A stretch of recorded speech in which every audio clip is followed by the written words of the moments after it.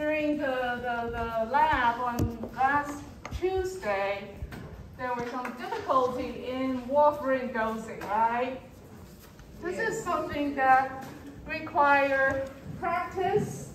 And I know during class, we only did it like one time, and it was on a slide, and I was kind of like breezing through it, right? So, and the reason why is because nowadays we're using less and less warfarin.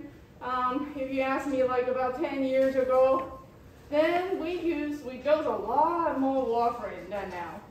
Now everybody is on the DOAC, apixaban, and all that. So that's why I kind of like shift my lectures a little bit and talk a little bit less about warfarin dosing. But it doesn't mean that it's not important. It's still an important skill that you need to know. So I'm going to write a hypothetical case from what I remember in my practice. Then I might ask you some questions. So when I ask you questions, I expect you, especially those at the back, to answer, okay? So pay full attention. And you went through the exam and the lab. You should be a pro, should you? Not confident at all. Jeez. Is that too small? It's okay? All right. So hypothetically, if we have a 65-year-old male who has a past medical history of, I'm going to say a few things, okay? Such as obesity, if that person has a FIP, if that person has a mechanical valve replacement in mitral position, and if that valve is a prostatic valve, if that person also have hypertension, just go on, type 2 diabetes, so on and so forth, and this lipidemia. Let's make a case like that. So if that person come in with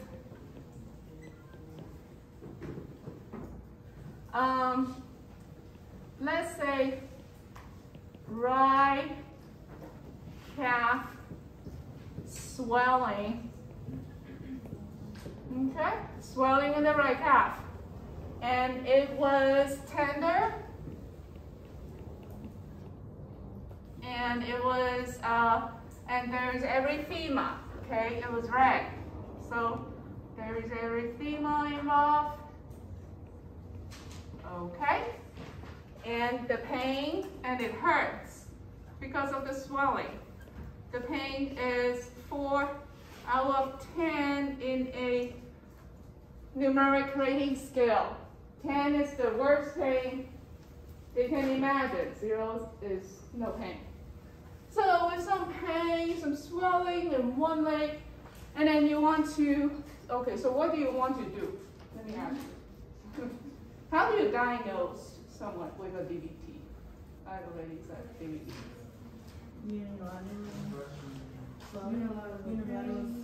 Okay, so you got the signs and symptoms, right? And what kind of diagnostic study you want to collect to make sure that there's a clot in the right leg? Doppler? Yeah? So you can do a Doppler ultrasound.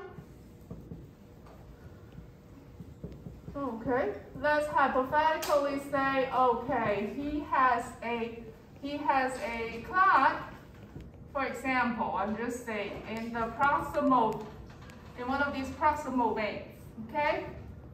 And it is maybe at risk for propagation that requires some kind of treatment, okay? So now, for the DOAC, if we are using, so we have all these options, right?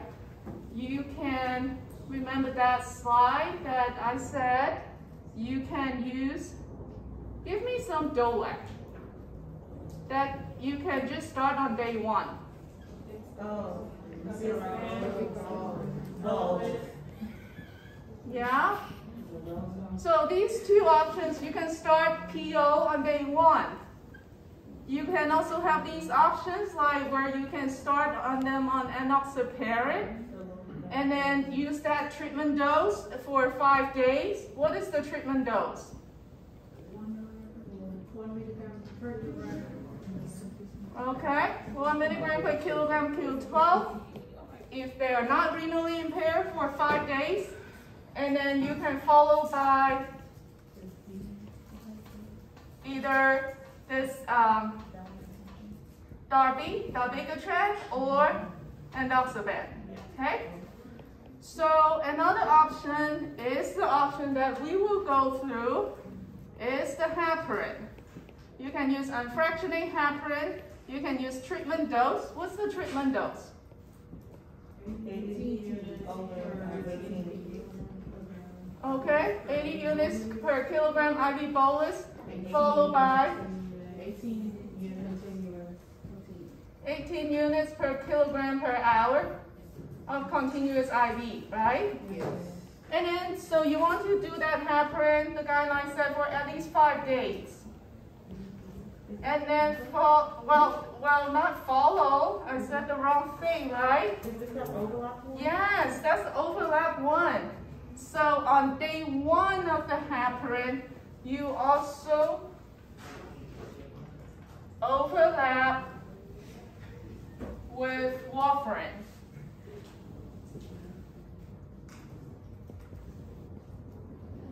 For a person like that, if he's not taking anything that is like the fabulous 4, then what would be a good dose to start him on? What? 5 is good. So anything from 5 to 10 milligrams will be a good starting dose for the warfarin. All right. I think that's when this dosing starts with this adjustment, right? So when you start the patient on the heparin and the warfarin, what kind of labs do you need to check? PTI.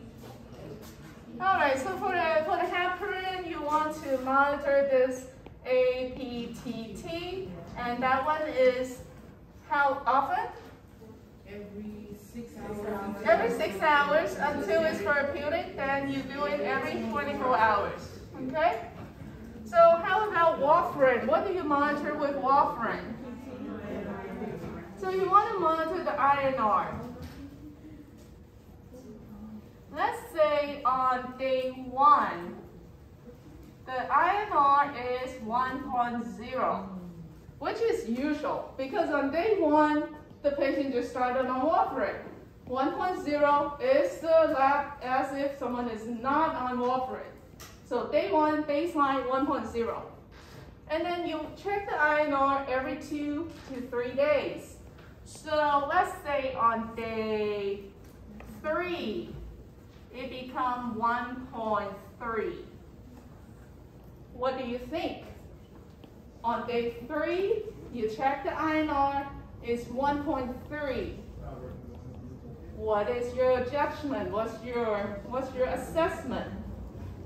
But if it takes a full week, Yeah, it takes like at least 1 to 2 weeks for it to get the full therapeutic effects, right? So your reaction should be, it is going up, which is great. That means the patient is taking it, the patient's body is reacting to it, but the full therapeutic effects has not been fully seen. So let's check the INR on day 7. A full week of it, let's say is 1.8. So a full week has elapsed. The patient start on heparin for maybe they're still on the heparin, and it's day 7. It's 1.8. What do you think? It's going up. The trend is good. What is the goal for him? 2 to 3. So we're getting there. Okay, so for an AFib, the goal is between 2 to 3. But this person also has a mitral valve replacement. It is a prostatic valve. which is something that I did not emphasize in the class. So in someone who had a prosthetic valve replacement, your INR goal will be higher because they are more prone to having a clot. Everybody else is between 2 and 3. So for this guy, it will be 2.5 to 3.5. You will learn more about that in your arrhythmia lecture next week. Or this week, no, next week. Okay? So we conclude this person, this is so, okay, the INR goal is between 2.5 to 3.5, and after a week of warfarin, it's still 1.8. And this is when you draw this diagram, okay? I always tell the student to draw it out, because if you don't draw it out in the beginning, then you will get confused.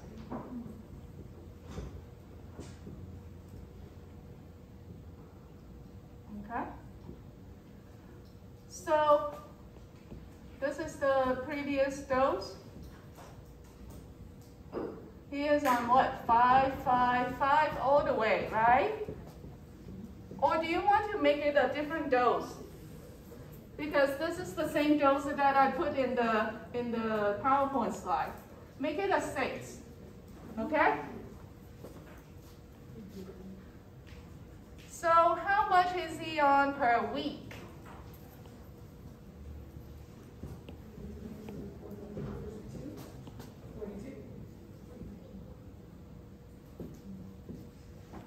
Okay, 42 milligrams per week.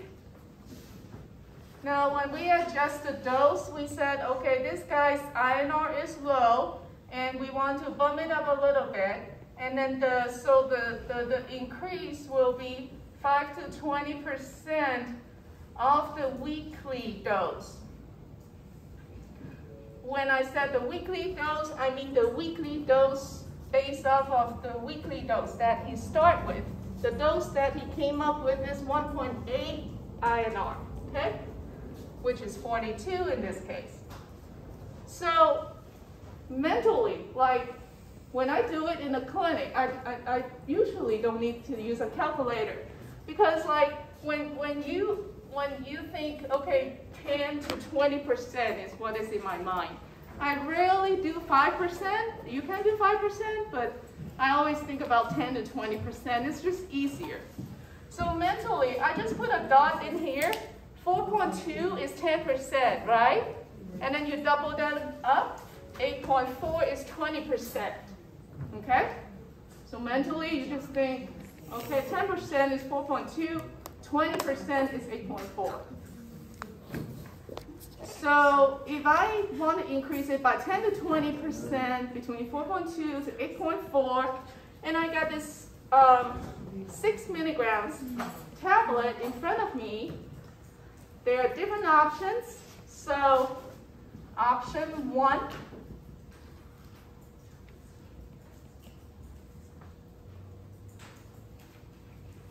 you can, if I want to increase it by 6 milligrams per week, which is between 4.2 and 8.4, right?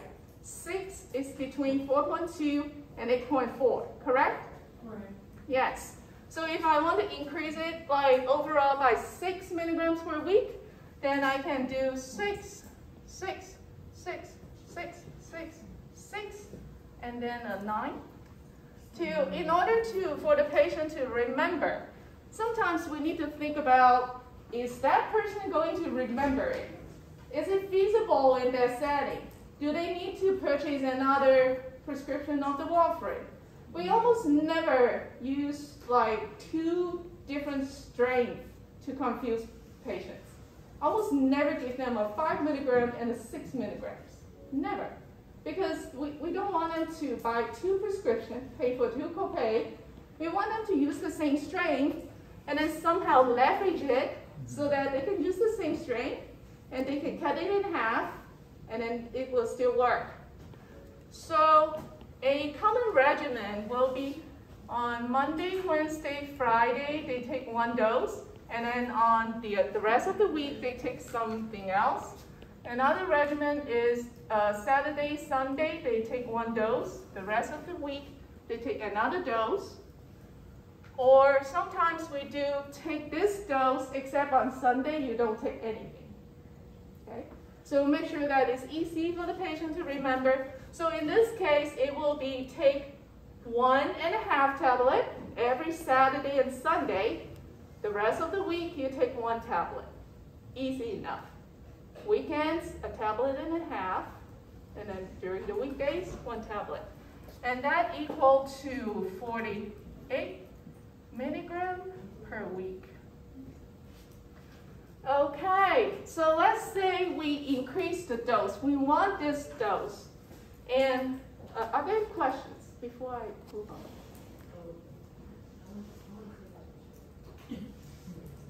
Huh? You're about to erase it? No. Oh, okay. Well, I'm not going to erase it. Okay, so what about, okay, so we start the patient on this dose. And then on day, let me see. 14? Yeah, okay, let's do 14. Day 14, it came back to be, 2.1?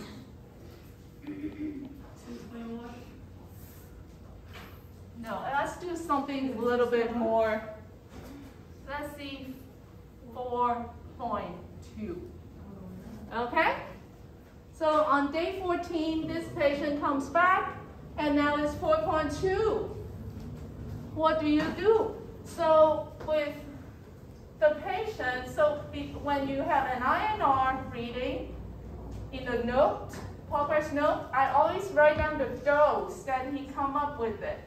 So I will write, he was taking warfarin, 6 milligrams, 1 tab every day, except on Saturday, Sunday, he take 1.5 tab.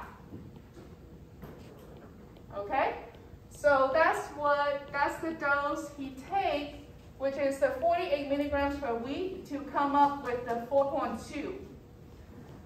And he takes warfarin, 6 milligrams, 1 tab every day for a week.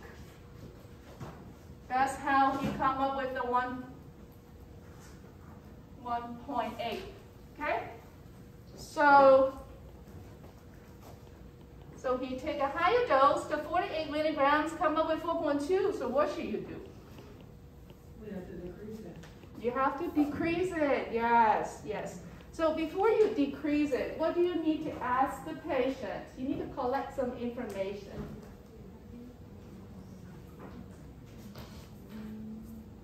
Do you have some unusual bleeding? Yeah, do you have a bleed?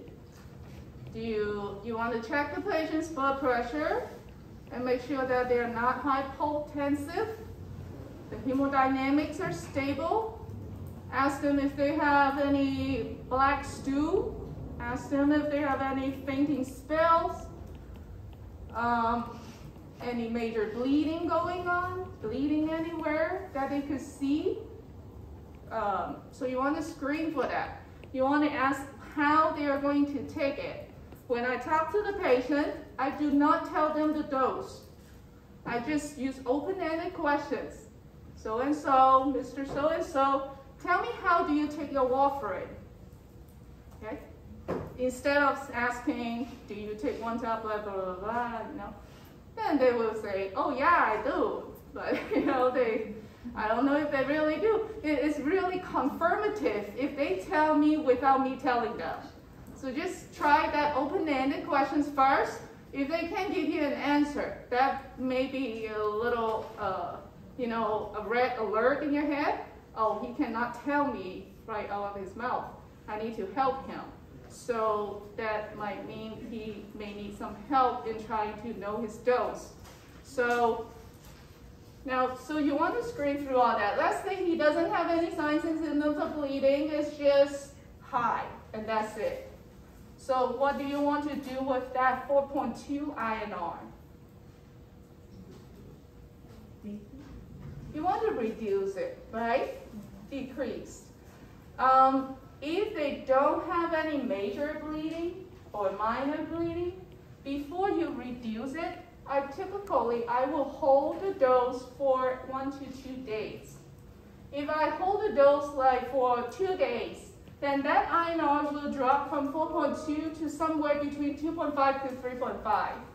Then I restart with a lower dose, okay? So we tried 42, it came up to be 1.8 of INR. We tried 48, and the INR is 4.2.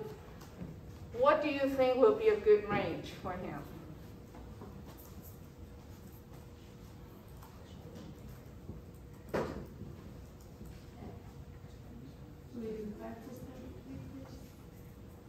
Okay. So from looking at this, 42, the INR is 1.8. 48, the INR is 4.2. So that means you want to go somewhere in between, doesn't it? This is too high, this is too low. Assuming that he's taking it every single day, he will need something that is lower than 48 per week. So I would say something like 46 or 44 will be a good range, right? How do you come up with, let's say if I want to try 46 milligrams per week? Or 44, maybe. 44? 45? You can make 45 with 6 milligrams. It's an odd number. Can you? Maybe you can. I don't know. Can you? Give me a dose. That is between 42 and 48. Divided by half, maybe? What is the dose? Give me a dose that is like around 46, 45 milligrams per week. If we do on 45 on Sunday, can the patient go down 6 milligrams? Can we just take away 3 from Sunday? Yeah. So Saturday will 9 and Sunday will be 6 milligrams. 9, 6, 6, 6, 6, 6, 6. Yes. Okay. That's 45. You're getting better. It's correct. It's correct. Is everyone happy with the...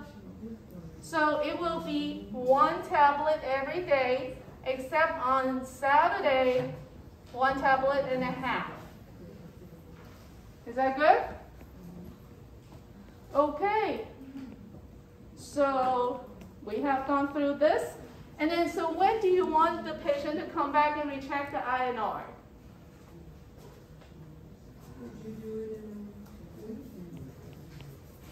All right, so part of the directions, like after that 4.2 INR, your recommendation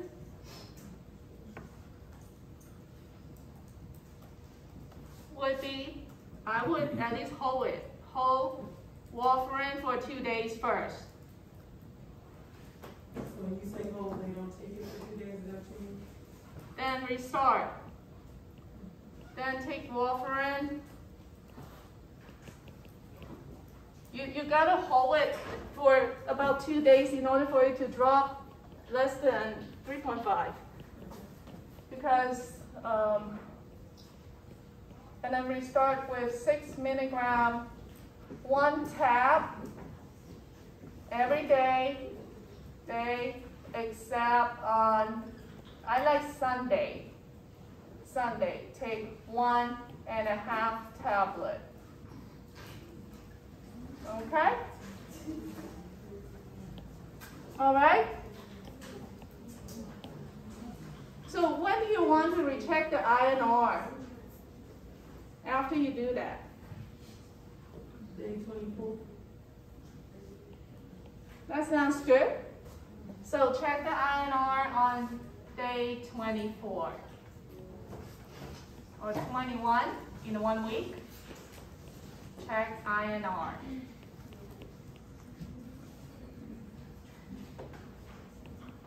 All right, so we gone through the calculations, going up and going down. It's the same concept. So how do you know to check it at day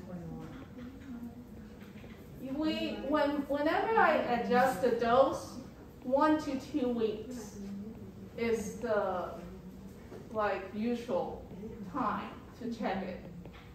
So because on day 14, it was 4.2, and then come back in a week to recheck. So, are there any questions? All right, so some tips. Never use 3 different strengths in a week. Never. And other tips, never use every other day. It's extremely confusing. Just pick a day of the week, okay? Do not use I have seen doses use 4 and 6 milligrams and alternate. No, don't do that. They can't remember what they took yesterday. So it's very confusing. And other tips is when you write the warfarin dose in your progress note, or, well, when you order it, it's very easy. You just click in the system and then you order it. But when you need to write it out for the patient, you need to write out the strength, and also, let me give you an example, okay? So can I erase something? Are you done with the notes? Erase? Yeah? I heard some voice. Yes? Yes. Yes. Okay. Erase. So, before I go, another tip is when you write out the doses. We often write out the doses at the Coumadin clinic because when we print out the medication list, it's got another 20 meds in it, and it's so it's not clear. I especially for elderly patients, I like to write it out. I print it out, and I print it in a font of 14. Okay, so when you write it out, it is important to write out, of course, the name. Okay, and then you write out the strength. Okay, 6 milligrams, and then you want to say tablet. Okay, so the dose is. Take, for example, the very last dose that we have. Used to be a 9, right? So take 1 tablet. And I like to put a parenthesis after it. 1 tablet is 6 milligrams by mouth every day. Except on, I like Sunday.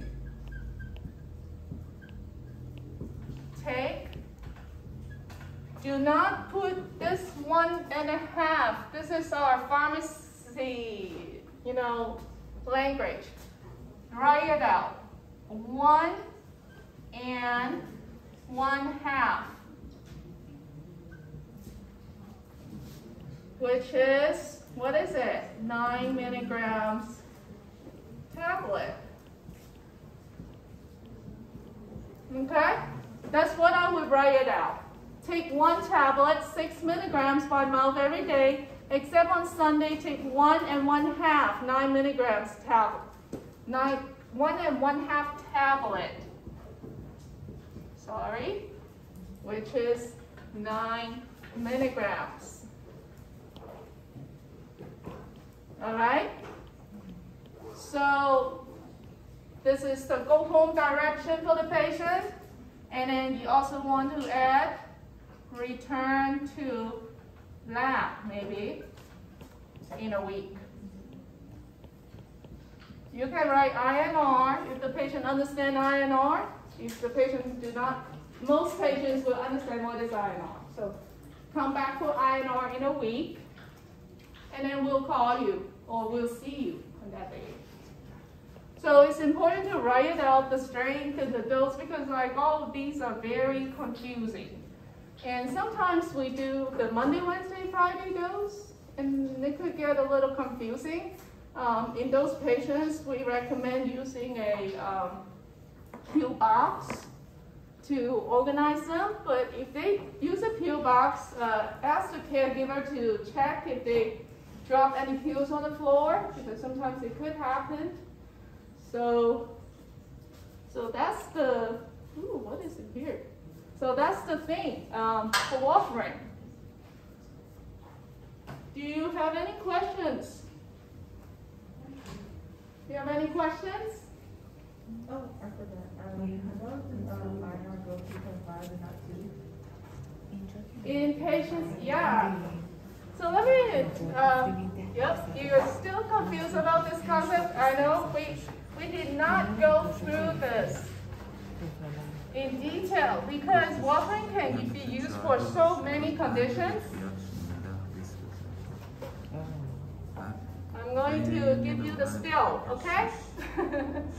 So for patients who has AFib, and especially if their chest score is 2 or more, you will learn about chest score next week on Tuesday, okay? Or chest back score 2 or more. Or patients who had a DVT, PE, okay? Then the INR goal will be between 2 and 3. All right? That's what I taught you, right? What I'm adding on is for patients who has mechanical heart valve replacement. Remember during the lecture, I kind of talk about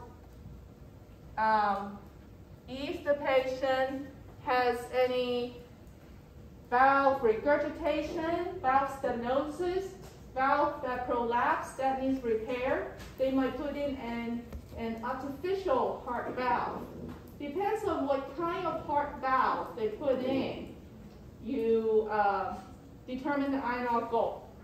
So if they have a mechanical, that's the key word, prosthetic heart valve replacement, then the INR goal will be between 2.5 to 3.5. Now, it's very common that if this is, so usually that is in mitral position, but if they have a aortic valve replacement, if this is not mechanical, not prosthetic, that means it came from an animal source. Many times it comes from, I don't know, animals, okay? Not prosthetic, not mechanical. Then, or if they have a brand that is very commonly being used at St. Luke, it's called the St. Drew valve. If they have the St. Drew valve, then the goal is between 2.0 to 3.0. That's what we use. A lot of times, when we get the consults as a pharmacist, they will put in the goal. The cardiologist actually put in the goal. Or when they put in the heart valve, then they will say this patient will need warfarin, and the warfarin goal for this kind of valve is between 2 and 3, or between 2.5 to 3.5. So as a pharmacist, we look at the consults.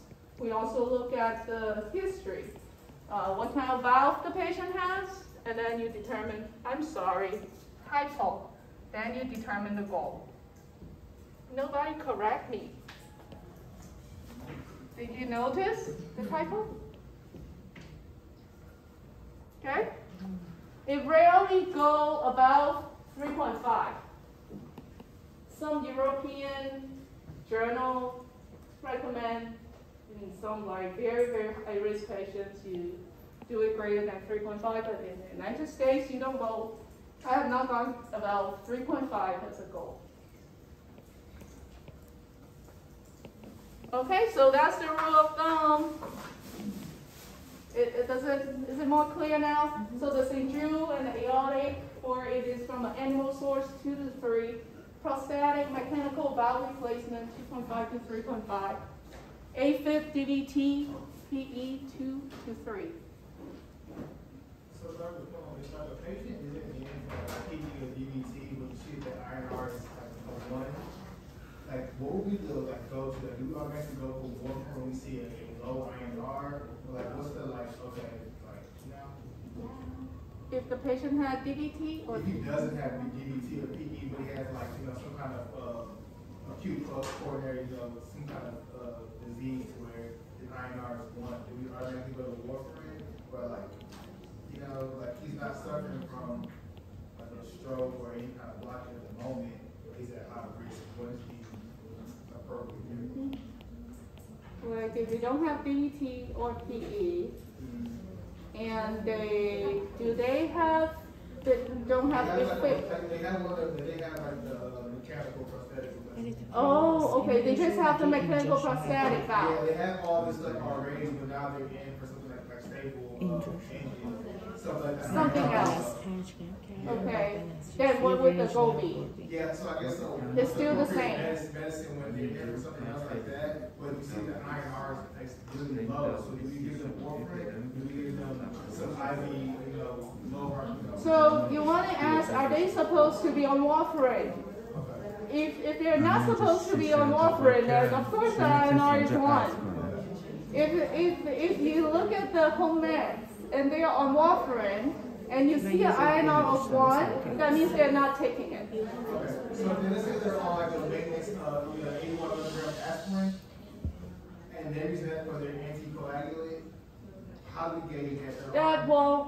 The INR the INR measures the intrinsic pathway of the clotting cascade, which is 2, 7, 9, and 10. So that's where warfarin works. Aspirin will not increase his INR. The DOAC may, some of the DOAC will, because they kind of overlap. Yeah. But the aspirin will not change the INR whatsoever. Aspirin will not. It might change the platelet, but not an INR. Yeah. So. But he pointed out something interesting, like many times, like when the patient comes in and they said they are taking it, but when you look at the INR, if it's like 1.1 or 1.0, that means they are not taking it. And sometimes it's a little difficult to confront because what you said is different from what is in the lab. It doesn't match. Then at that time, usually I ask questions. So my lab showed that you don't have any warfarin producing the effects in the system. Can you tell me what are the possibilities? Is it possible that you did not take it? And then they will spill it out in front of you. Okay? Any questions? Again, this INR is getting a little, less and less. You're seeing more and more DOACs than before. I don't think I've never. Oh, actually, the other thing.